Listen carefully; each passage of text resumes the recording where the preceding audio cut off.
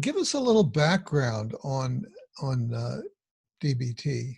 Sure. Yeah. So DBT, as I think it's commonly referred to now, stands for Dialectical Behavior Therapy. And Dialectical Behavior Therapy, or DBT, falls under the larger umbrella of cognitive behavioral therapies. So Hmm. looking at our thoughts, our emotions, our behaviors, our urges, and how those interact to, impact our life. And so dialectical behavior therapy was originally created by Marsha Linehan, as I'm sure some people are familiar, for a diagnosis of borderline personality disorder.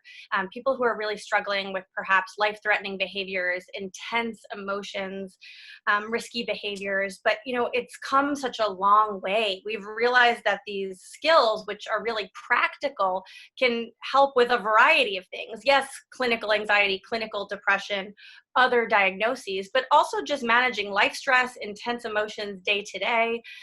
So it's an evidence-based treatment, and it really looks at how to use practical skills to help create a meaningful and vital life. And there's four main components of DBT. The first is mindfulness, so sort of becoming aware of your thoughts and feelings, right? It's really hard to intervene if you're not first noticing and being Right. aware. Emotion regulation, which is perhaps you're experiencing, some intense emotion or ups and downs of emotion, skills you can use to better regulate that. Distress tolerance, so that's when, your emotions are maybe like a 7, 8, 9, 10 out of 10. We call that the red zone. Everything's feeling really hot. And if you're afraid that if you respond, you're going to make the situation worse. So skills that may not improve the situation, but help you safely manage that red zone.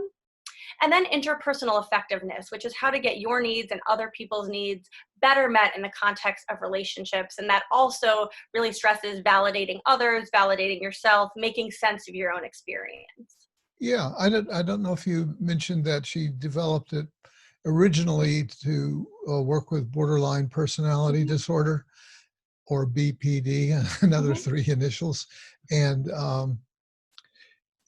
which had been up to that point regarded as pretty intransigent.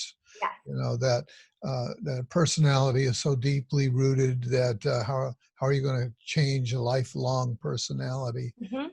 And what do you think it is about what she did that sort of shifted that perception? Yeah. Um, so I will say, I think one of the most meaningful things is approaching it from a stance of validation, right? So Mm. I think for clinicians or family members or loved ones of someone who may have a diagnosis of BPD, or not formally but have traits, or they suspect that, it feels really scary. It feels really overwhelming. And when people are approaching something from a stance of being overwhelmed or finding something scary, I think it makes accessing the understanding of those people more difficult.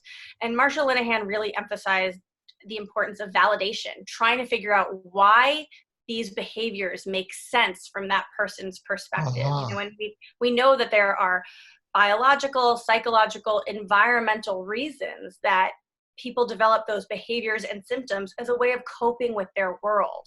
So if we can make sense and look at it from empathy and validation, then we can take a step back and understand why. And once we understand the why, or a function of a behavior, then we can come up with skills to really intervene and give someone alternatives to the function of that behavior.